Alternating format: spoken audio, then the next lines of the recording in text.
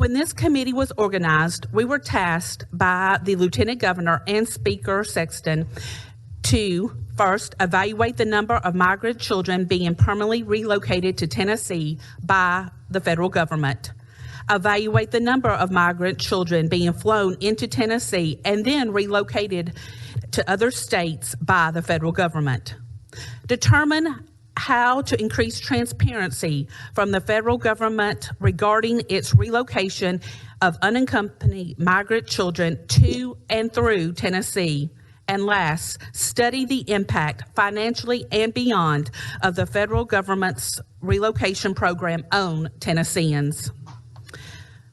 We've all seen the many news reports over the last few months. I am deeply troubled by the reports of unaccompanied minors entering Tennessee in the dead of night. I am also concerned with the lack of transparency and openness about this process. Simply stated, the purpose of this committee is to give answers to many of the questions surrounding the federal government's transport and relocation of unaccompanied minors in Tennessee. We have a right to know exactly who is being brought into our state and how long they will be here. I am also deeply concerned with the Biden administration's very deliberate rollback of President Trump's immigration policies. I am hopeful that this committee will shine a light on the process and bring openness and transparency to the issues on which the federal government has failed to do so.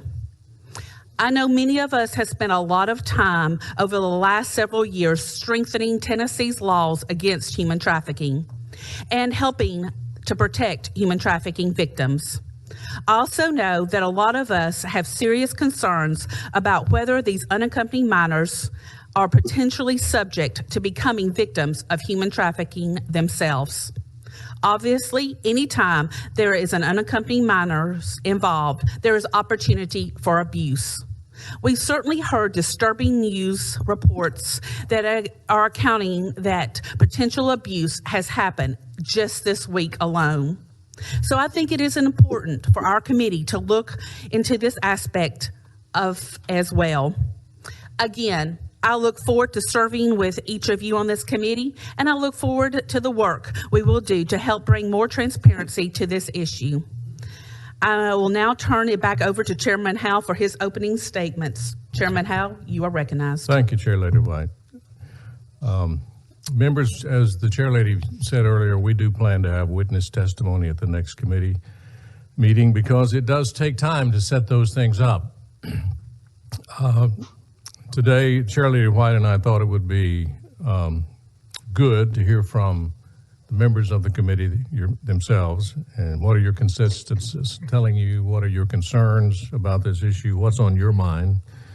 So when you raise your hand, you will be recognized and put on a list by my assistant to my left, Brooke, and then we will take testimony in the order that you're on the list. So while you're deciding if you want to speak or not, I'll make some comments, and Brooke will put your name on the list. I think it goes without saying that this is an emotional issue because children are involved. But I think most of us will agree that when emotions get involved and you're doing a study, a debate, or trying to resolve an issue, it's difficult to do that when you go strictly by your emotions. And when emotions take over a debate, that situation usually deteriorates, falls apart, and nothing gets done. And we cannot let that happen. And we won't if we look for and stick to the facts as outlined in the Speaker's charge in the letter. My number one concern is the safety and the welfare of the children, who, as we all know, are not U.S. citizens, but they're here. So what are the facts? How is this impacting Tennessee and the taxpayers who pay the bills? There's been a lot of rhetoric in the press. You've seen it also on social media. And when I read some of it, it's clear emotions run high on both sides. But I think we need to be clear, this is not just a joint concern of the Tennessee House and Senate. The executive branch has expressed concern. Our governor recently signed a joint letter with the governor of Iowa, sent to the ranking member of the Senate Judiciary Committee, Senator Charles Grassley. That letter states in part, and I quote, "After significant progress to secure the border under the Trump administration, the Biden administration's failed policies have incentivized the largest surge in illegal crossings in 20 years. Both Iowa and Tennessee have faced a series of disturbing incidents involving the transport of unaccompanied children into our state under the cover of darkness with no advance notification. These experiences sow seeds of mistrust in our communities and work to intentionally subvert the will of the people for a secure border and a clear, lawful immigration process." The letter also references the late-night charter flights landing in Chattanooga, Knoxville, Tri-Cities, and recently learned there was one in Nashville. And those children were put on buses and bused to Knoxville and to other points from there. And following a communication from the Tennessee Commissioner of Safety to the U.S. Department of Health and Human Services in an effort to rule out human trafficking, HHS confirmed that 2 flights contracted by the Office of Refugee Settlement, or ORR, did land in Chattanooga. 8 minors on those flights were put into care in Chattanooga, 2 with their parents, 6 in other places. The rest of the children were flown to North Carolina, South Carolina, Georgia, Kentucky, Alabama, and Virginia, yet HHS provided no clarity around how the process functions, end of quote. So with that in mind, I think it is proper for the governor's office and for this committee to ask questions, specifically why the Biden administration has refused to notify state officials prior to transporting unaccompanied illegal alien children into their respective states. That's a proper question. According to a recent report by Judicial Watch, and I'll quote again, HHS, which is responsible for unaccompanied alien children, currently has 22,264 children in its care. And by the way, these are government figures. HHS provided the illegal immigrant minors with an array of services. This is in the legislation that covers ORR, and it includes classroom education, mental and medical health care, legal counsel, as well as a variety of recreational activities. According to the agency's numbers, the overwhelming majority, 72%, are not children, but rather young adults or adolescents 15 to 17 years of age, and 68% are male. And according to the report, federal authorities have been saying for years that this has tremendously boosted gang recruitment by groups such as MS-13, who recruit new members at U.S. shelters housing unaccompanied alien children, and I believe this should be a concern to us all.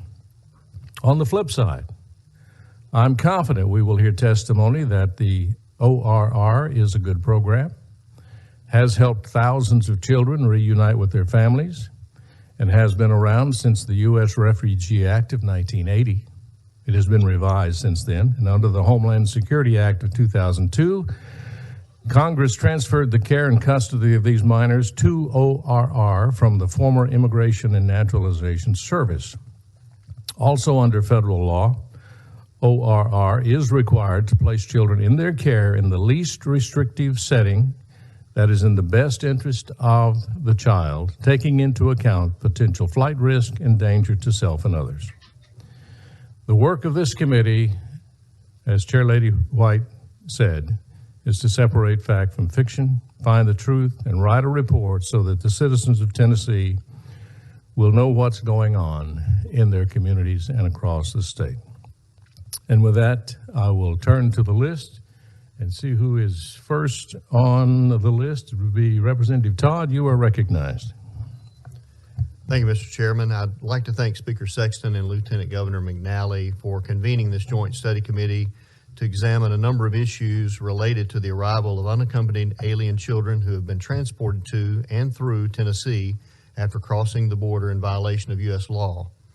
One point I would like to raise relates to terminology. The Biden administration's Office of Refugee Resettlement, which the Homeland Security Act of 2002 transferred responsibility for handling UACs, is unconstitutionally attempting to alter the statutory term UAC to UC, unaccompanied children, perhaps to mask or otherwise draw attention away from the absence of legal immigration status.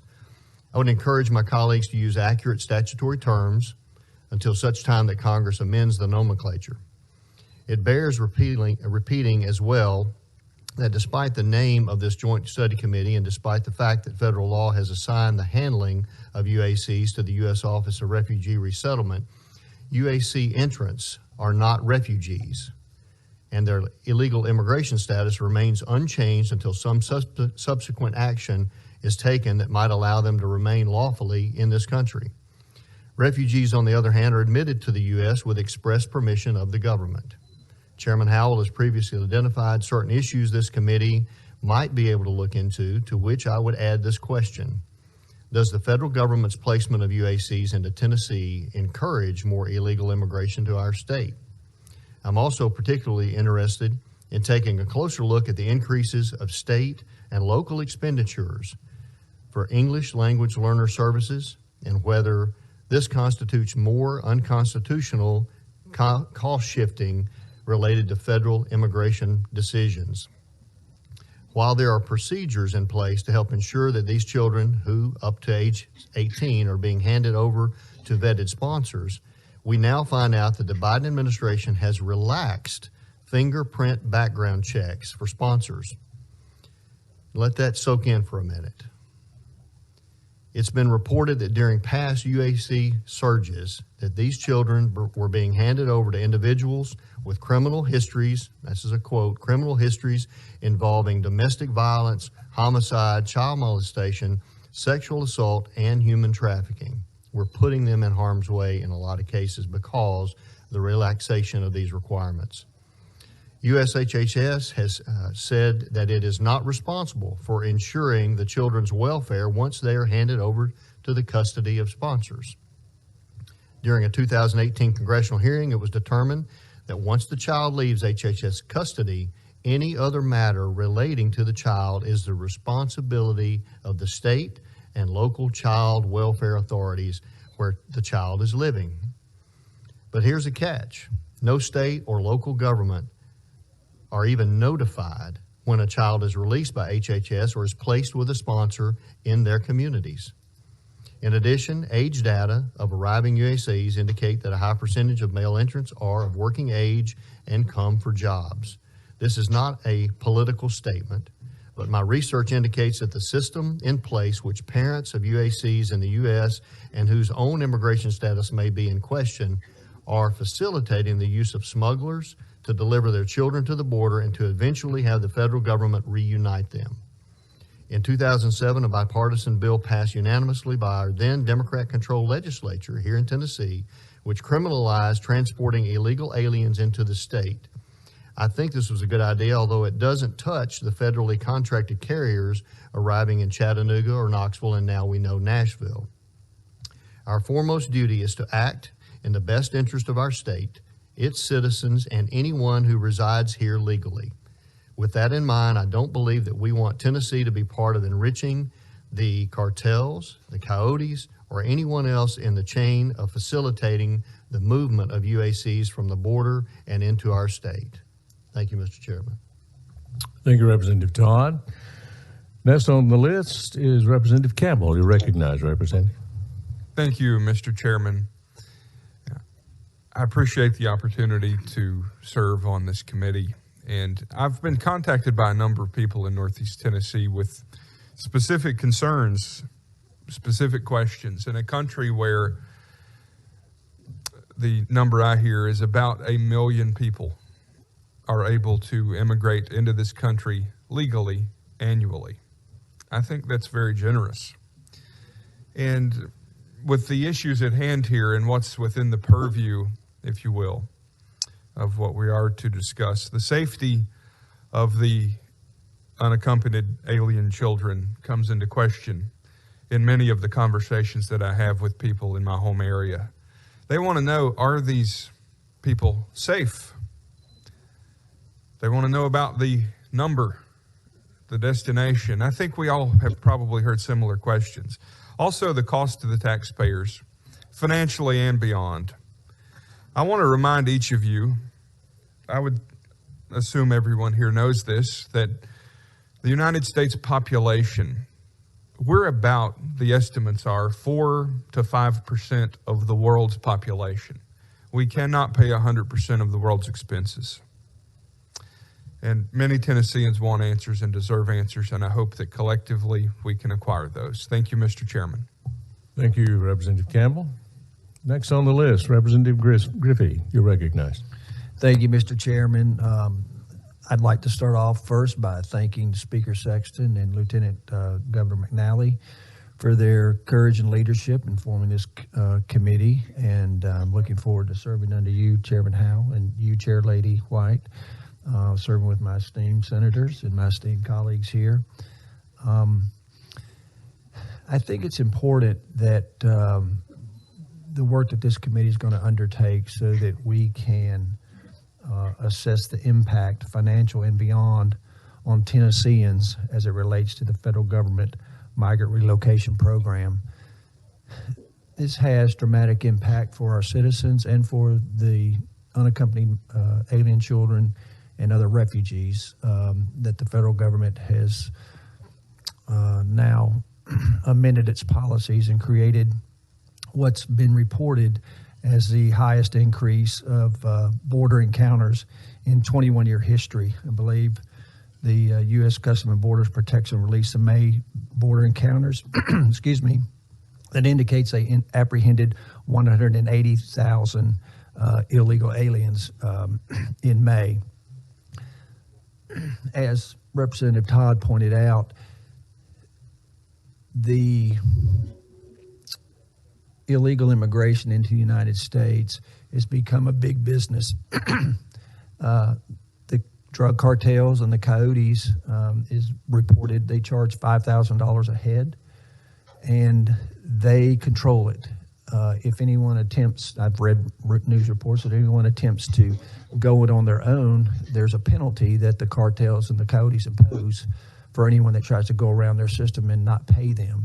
That penalty is death.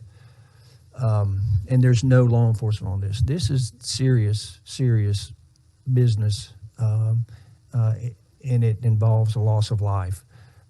It is wholly irresponsible for any government to allow this situation to go unregulated. And I hope that maybe this committee can present some facts, some findings, and propose solutions on how to possibly address this and minimize this activity. Thank you, Mr. Chairman. Thank you, Chair Lady. Thank you, Representative Griffey. Any other comments? Anyone want to be recognized? Seeing none, Chair Lady White, I'll surrender the gavel to you. Thank you, Chairman Howell. Now we're going to hear from the Office of Legal Services. Thank you. I'm Jamie Shanks, an attorney with the Office of Legal Services. I prepared for the committee today a general overview on the landscape of federal law with regard to unaccompanied alien children, referred to as UACs, as well as a brief overview of UACs in this state. During the 1980s, allegations of UAC mistreatment by the former Immigration and Naturalization Service, or INS, led to a class action lawsuit in 1985 that challenged procedures for the detention and release of alien minors by immigration authorities. In 1997, after more than a decade of litigation, the parties negotiated a settlement known as the Flores Settlement Agreement. The agreement was entered as a consent decree, and a district court continues to monitor compliance with its terms. Under a 2001 stipulation, the agreement was set to bind the federal government until it promulgated final implementing regulations. The agreement set forth a nationwide policy for the detention, release, and treatment of minors in immigration custody. The agreement placed 3 obligations on the former INS to ensure the prompt release of children from immigration detention, place children for whom release is pending or for whom no release option is available in the least restrictive setting appropriate to the age and special needs of the children, and to implement standards relating to care and treatment of children in immigration detention. 5 years after the Flores Agreement, Congress enacted the Homeland Security Act of 2002. In the act, Congress eliminated INS and transferred immigration and enforcement to the newly created Department of Homeland Security, or DHS. The act divided responsibilities for the processing and treatment of UAC between DHS and the Office of Refugee Resettlement within an operational division of the U.S. Department of Health and Human Services, or HHS. To DHS, the law assigned responsibility for the apprehension, transfer, and repatriation of UAC. To ORR, the law assigned responsibility for coordinating and implementing the care and placement of UAC, developing a plan to oversee the infrastructure and personnel of UAC residential facilities, reunifying UAC with their parents if appropriate, and collecting statistical information on UAC, among other responsibilities. The Act also established the statutory definition of an unaccompanied alien child as one who lacks lawful immigration status in the United States, is under 18 years old, and is either without a parent or legal guardian in the country or without one who is available to provide care and physical custody. Children accompanied by an adult who is not a parent or a designated legal guardian, including family members such as older siblings or aunts and uncles, are also classified as unaccompanied. Some of the classifications for which UACs may eventually qualify include special immigrant juveniles, asylum, victims of crime, and victims of trafficking. Responding to ongoing concerns that U.S. Customs and Border Protection was not adequately screening apprehended UAC for evidence of human trafficking or persecution, Congress passed the William Wilberforce Trafficking Victims Protection Reauthorization Act of 2008. The Act generally requires that a child be transferred to ORR within 72 hours after determining that the minor is a UAC. By law, HHS has custody and must provide care for each unaccompanied child. ORR must promptly place the minor in the least restrictive setting that is in the best interest of the child, and a UAC cannot be placed in a secure facility absent a determination that the child poses a danger to self or others or has been charged with having committed a criminal offense. Typically, the process, as I understand it, begins when a person who appears to be a minor is apprehended and DHS places him or her in a detention facility to determine whether he or she is under 18 and unaccompanied. Once this determination is made, DHS has 3 to 5 days to transfer that child to ORR. Children receive an initial screening for visible and obvious health issues such as lice and rashes and cough when they first arrive at DHS. Children must be considered fit to travel before they are moved from the Border Patrol station to an ORR shelter.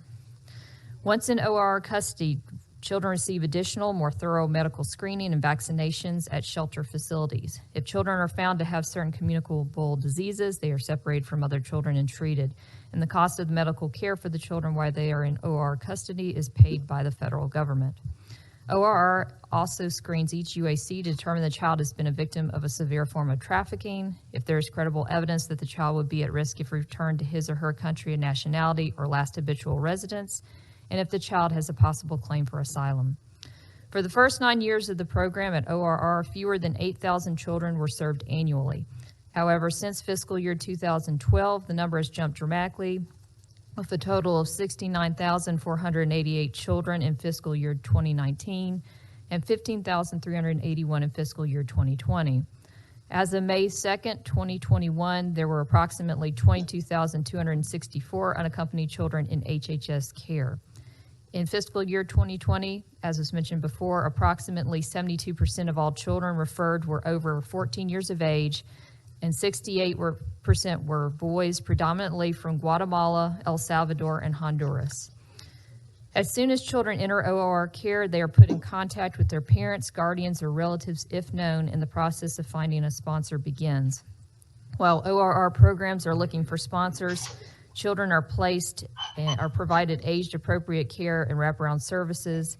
And at the end of March 2021, the average length of UAC care in those facilities was 35 days. ORR arranges to house the child in one of 200 state licensed facilities and programs in 22 states while seeking to place him or her with a sponsor. The shelters are subject to state or local child care licensing and welfare laws and must comply with local building, fire, health, and safety codes unless they are located on federally owned or leased properties. Under staff supervision, ORR-funded state licensed facilities provide classroom education, mental and medical health services, case management, recreation, and unification services to family members or other sponsors. The U.S. Department of Education has stated that UACs are not enrolled in local school systems while in ORR-funded facilities. It has said that UACs may enroll if they are released to a sponsor. However, prior to 2017, it was not uncommon for ORR-funded facilities to partner with LEAs in order to provide educational services to UACs. ORR shelter personnel facilitate the release of UAC to family members or other sponsors. In making placement determinations, ORR conducts an investigation which should include criminal background and sex offender registry checks. In a range of circumstances, ORR may also require a home study. That's for those who are either with disability or are subject to trafficking. In cases where a sponsor cannot be located, UAC are placed in a long-term care setting, such as community-based foster care or an extended care group home. During a Senate Homeland Security Committee meeting, as was mentioned before, HHS officials acknowledged limitations of their screening and post-placement follow-up procedures for sponsors. They also contended that HHS liability terminates once custody of an unaccompanied minor is handed over to a sponsor, and that HHS has no legal responsibility to locate UAC after placement with sponsors. DHS and HHS issued a joint final rule in 2019 to implement the Flores Agreement. The HHS component of the regulations addresses the care and custody of UACs, while the DHS component addresses the apprehension and processing of minors. In 2020, the U.S. Court of Appeals for the Ninth Circuit reviewed a challenge to aspects of the new regulations. The court ruled that the HHS regulations could largely take effect, but for two exceptions, and upheld most aspects of the DHS regulations concerning the initial care and processing of UACs. Further, the court held that the district court did not abuse its discretion in denying the government's motion to terminate the Flores Agreement in full, leaving it still in effect. But the government may still terminate those portions of the agreement covered by the regulations not struck down by the court. Thereby, the apprehension, processing, custody, and care of UACs is generally controlled by the Homeland Security Act, the Trafficking Victims Protection Reauthorization Act, the Flores Agreement, and those portions of the 2019 regulations largely consistent with the Flores Agreement. Now for a quick overview of the UACs in Tennessee. According to ORR, 1,111 UAC were released to sponsors in Tennessee in fiscal year 2021. The counties in which UAC were released are Davidson, Hamilton, Knox, Rutherford, Sevier, and Shelby. It is my understanding that presently there is one licensed ORR facility in the state. According to a document prepared by the Tennessee Department of Children's Services dated February 17, 2021, the Baptiste Group, which is a nonprofit, entered a contract with ORR to provide housing, personal care, supervision, and monitoring for up to 100 unaccompanied minor children between 12 and 17 years of age, ideally up to 30 days, until they're reunited with a sponsor home or appear at an immigration hearing where other arrangements are ordered. Pursuant to Tennessee law, a person or entity operating a child care agency that provides supervision, protection, and the basic needs of a child for 24 hours a day, including the provision of such temporary services to a child awaiting placement in permanent care, must be licensed by the Department of Children's Services. The law provides that the department shall issue a license to a child care agency when fire and environmental safety requirements are met, capable personnel are employed, and licensing laws are obeyed. The department must first issue a temporary license to permit the licensed applicant to demonstrate to the department that it has complied with all licensing laws and regulations, application to its classification prior to issuance of an initial annual license. In granting any license, the department may limit the total number of children who may be enrolled in the agency, regardless of whether the agency may have the physical capacity to care for more children. DCS initially issued the Baptiste Group a conditional residential child care agency license effective May 29, 2020 through August 28th. However, due to COVID, the Baptiste Group was not able to serve children during the initial conditional license period. DCS then issued an extension effective August 29th through November 28th. The Baptiste Group began receiving residents in November. Another extension of the conditional license was approved from November 29th to February 27th, 2021. During this extension period, DCS conducted an on-site inspection to determine whether it would issue a full license. At the time of the inspection, there were 9 residents, and the inspector reviewed child and employee files. The inspector noted that there was documentation of the residents' physical examinations and required immunizations and vaccines. The result of the inspection was approval of a full license and increased capacity from 50 to 100. The new license period is February 28th, 2021 to February 27th, 2022. This week, during a meeting of the Government Operations Joint Subcommittee on Education, Health, and General Welfare, the Commissioner of DCS was questioned concerning UAC in the DCS licensed facility.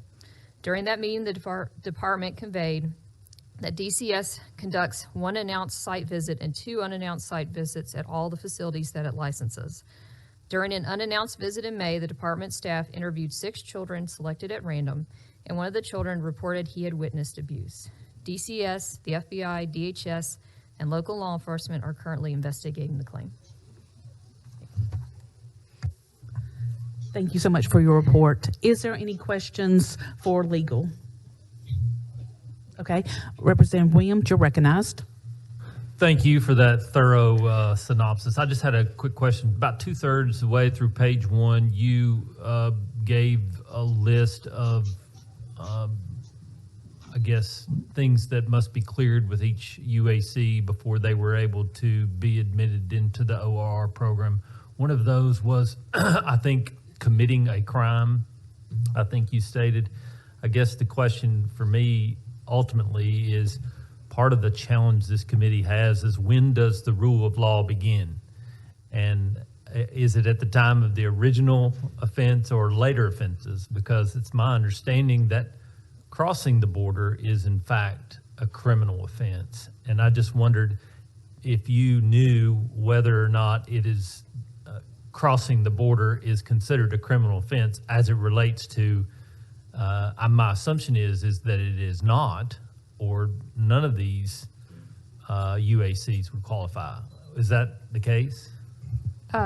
Thank you. From my recollection, I don't believe that they pursued the crossing as a criminal offense, I think, but I'll look into it to get that exactly back to you. But for clarification of what I was talking about when that came up, they are supposed to put the kids in the least restrictive setting, which to them is with a relative or with a foster home or something like that.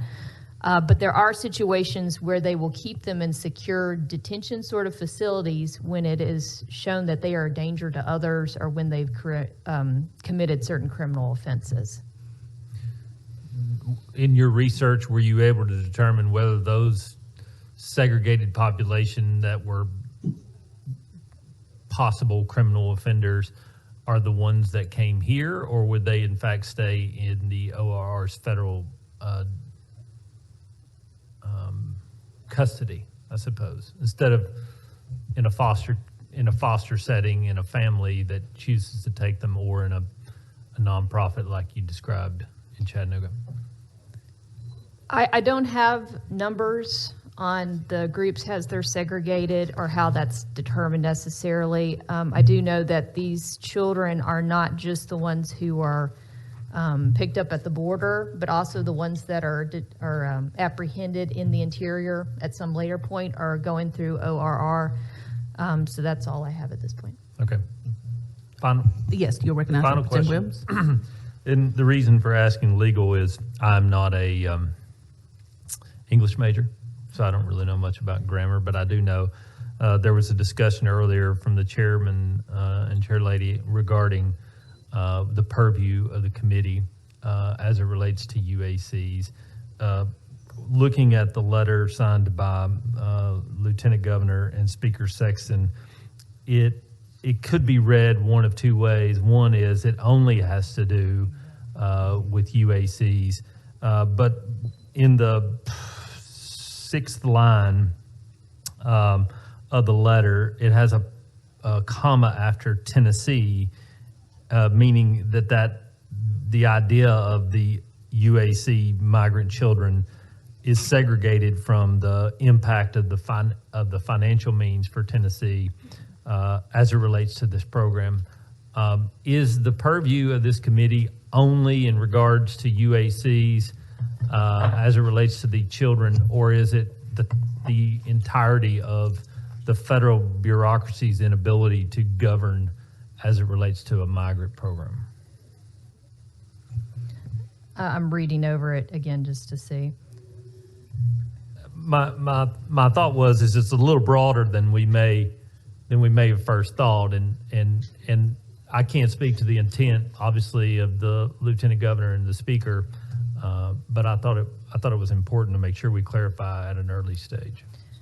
I would refer to them, to the clerks or to the speakers for intent on that. I will also note this doesn't specifically say UACs, but for purposes of what I was asked to present today, that was the focus of that. Okay, thank you very much. Is there any more questions for legal? Okay, thank you so much, Legal Services, for that presentation. Very informative. We appreciate it. Now moving on to possible presenters for our next couple of meetings. If you have someone that you would like, please raise your hand and we will start taking notes. Representative Williams.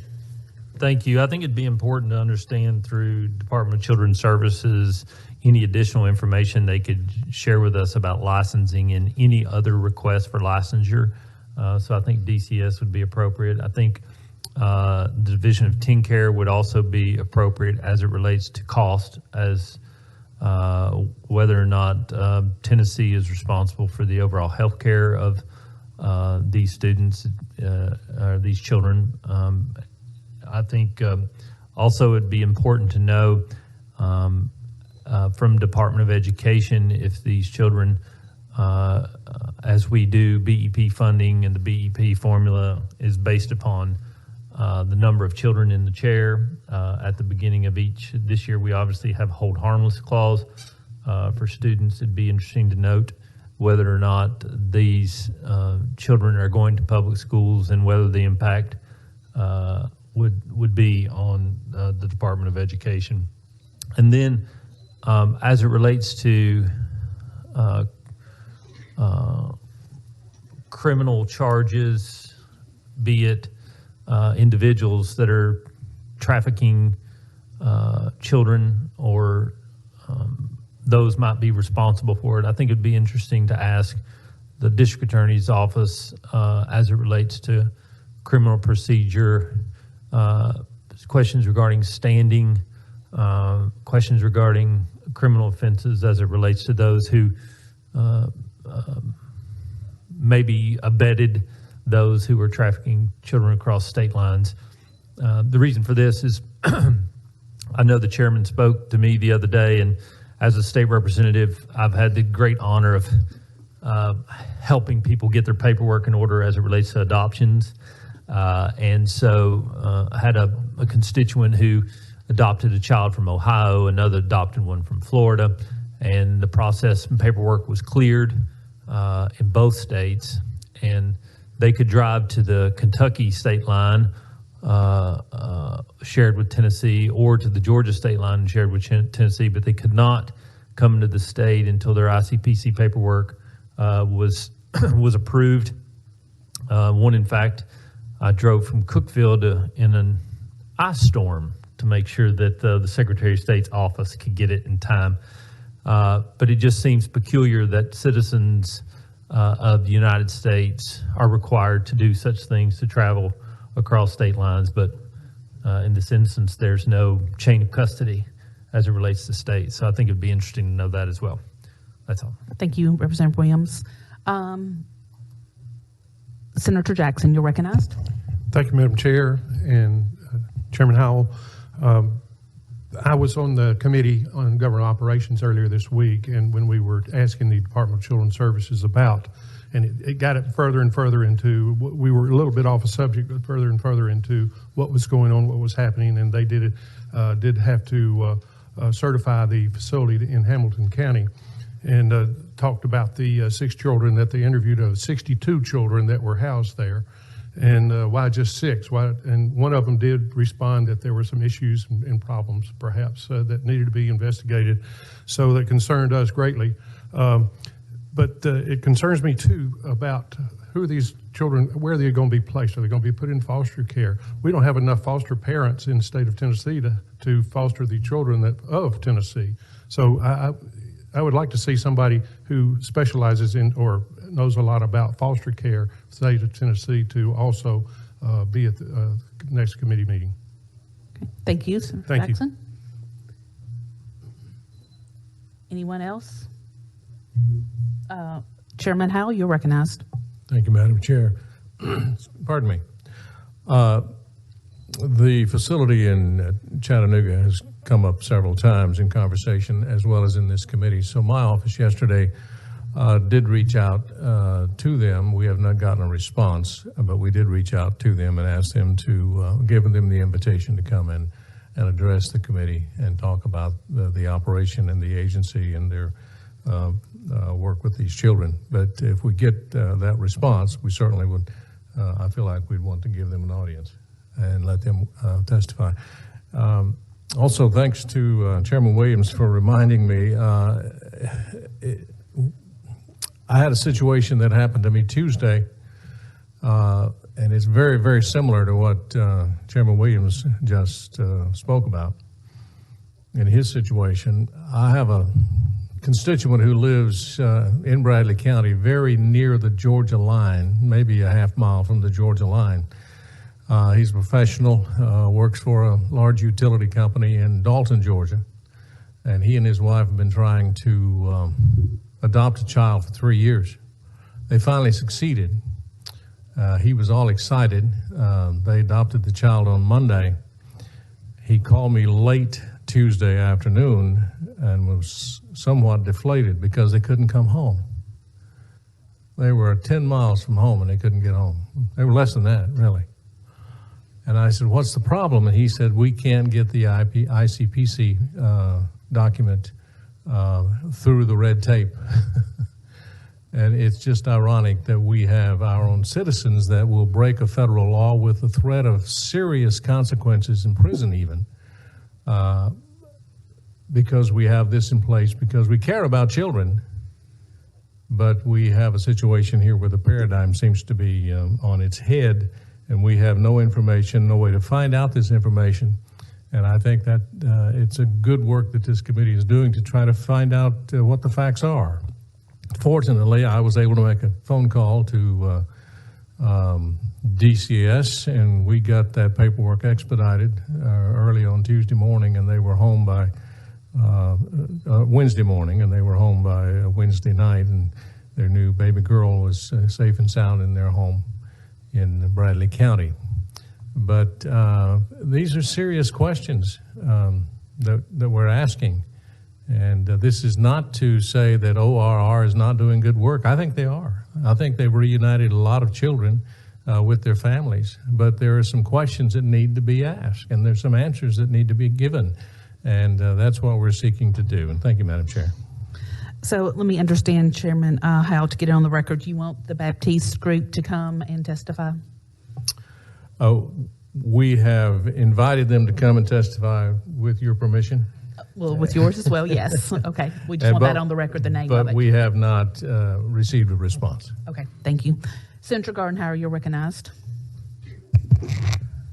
Thank you, Madam Chair. A couple items. I would like to invite the Bethany Services to come and testify. They're a very good organization that takes care of children. And I'd like to invite the Redemption Church in Chattanooga, who owns the property. Everybody's talking about Hamilton County. That facility just happens to be in my district, and I just don't remember anybody else going there from this committee. But I've been there several times to the Redemption Church's property and stuff. Grew up in the neighborhood right next door. I'll be glad to invite the Baptiste group. If I was them, I wouldn't want to come here to this committee because of the already preconceived ideas, but I will extend an invitation to Chairman Howell along with that. And I think it'd be very interesting to have somebody from whichever department is in charge of it. There have been a lot of media coverages about the coming in here, plane loads coming in the dead of night. And I think it'd be very good to have the official FAA flight plan for these planes to see if maybe they landed in Nashville first, or Memphis, or Little Rock, Arkansas before they left San Antonio, Texas, landed in Knoxville, and then they got to Chattanooga last, and because of the flight time and places, maybe they hit Chattanooga last and had to be in the middle of the night. I don't know. But before we throw these accusations around, I think we ought to look at that flight plan and see exactly why they came in at night. It could be because they didn't want the publicity, and that may go to the transparency issue that people are talking about. People concerned about MS-13. In my district, we have 2 Crips gangs. We have over 10 blood gangs. I have 2 gangster disciple gangs, and I haven't seen any of our federal officials really concerned about any of that. If we're going to look at the gang and a potential gang joining, we need to look at the whole thing. And safety of children, I'd like to ask legal to verify about the first children coming to Chattanooga in November. My information tells me the first children came in October 2020. And by the way, Trump was president at that time. And when they mentioned the being approved in May of 2020, Trump was president at that time. And Governor Lee was, and my memory serves me correctly, they were Republicans, not Democrats. I agree with everybody that says we have a fiasco at the border.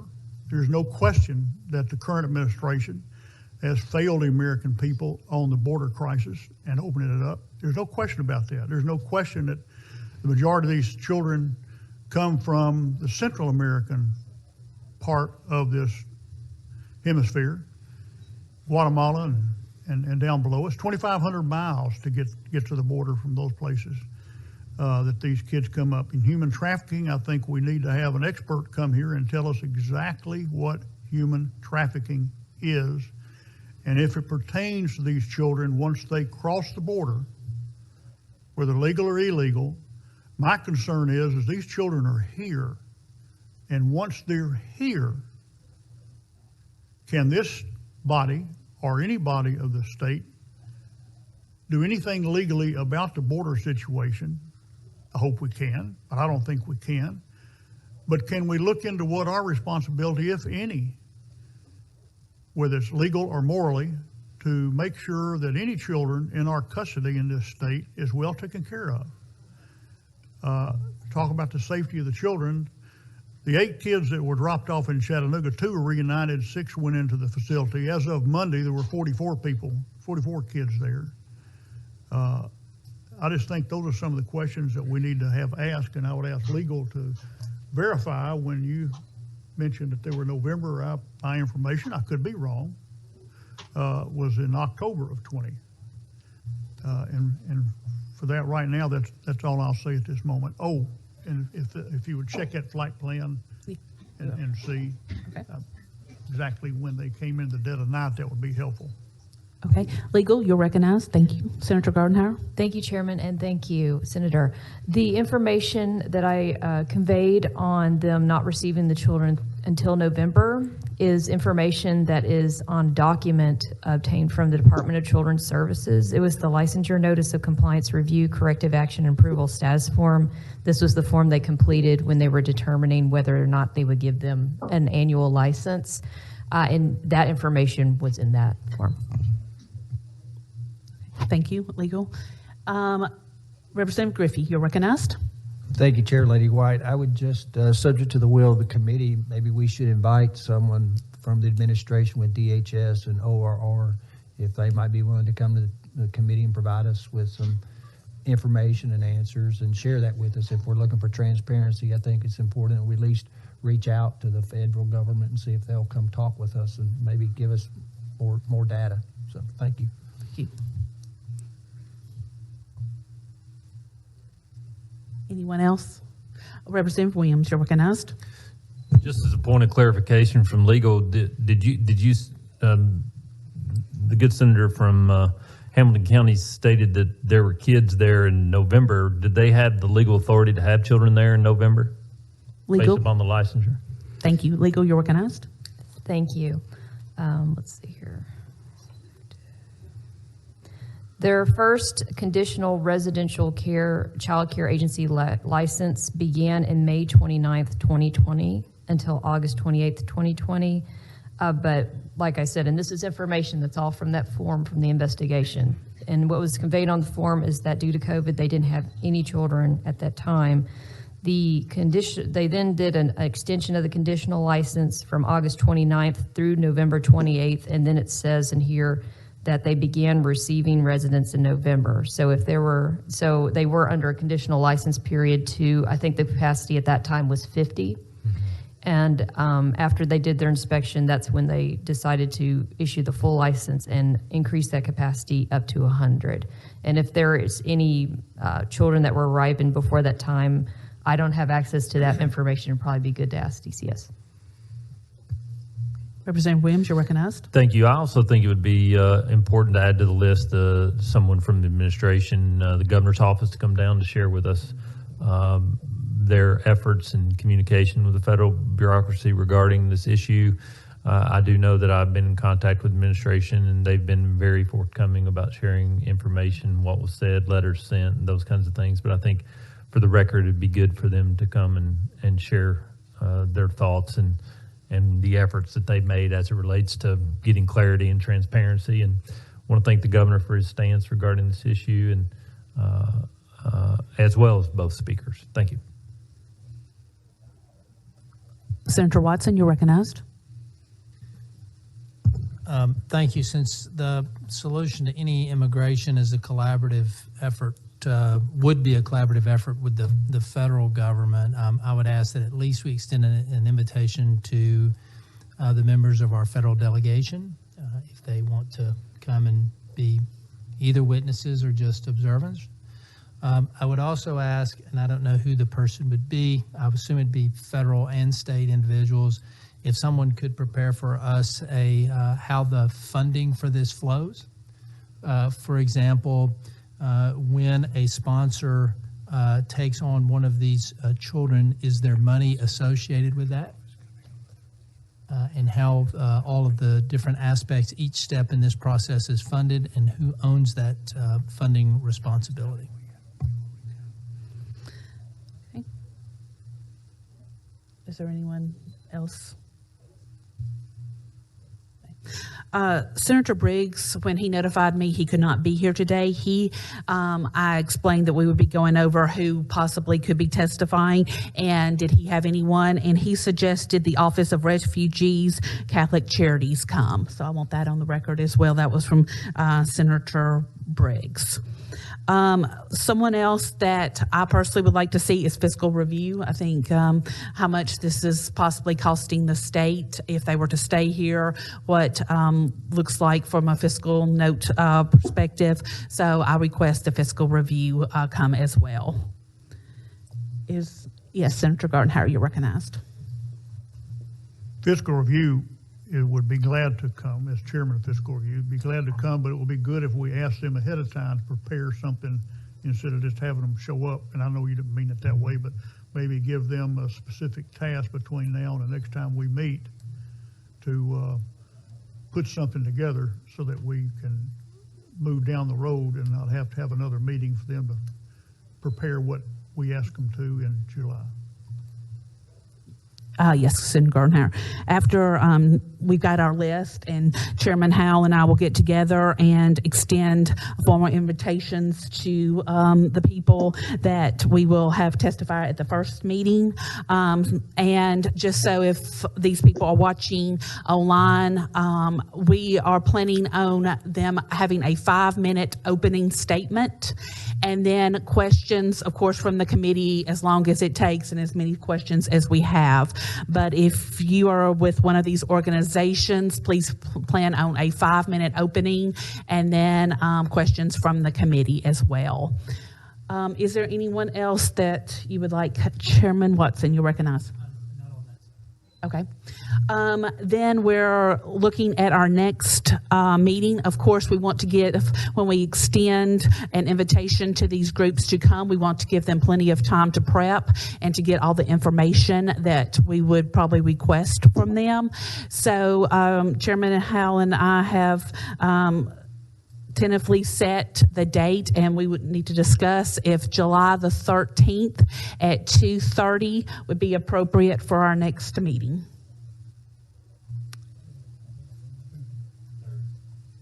Is there any objection? If not, our next meeting will be July the 13th at 2:30.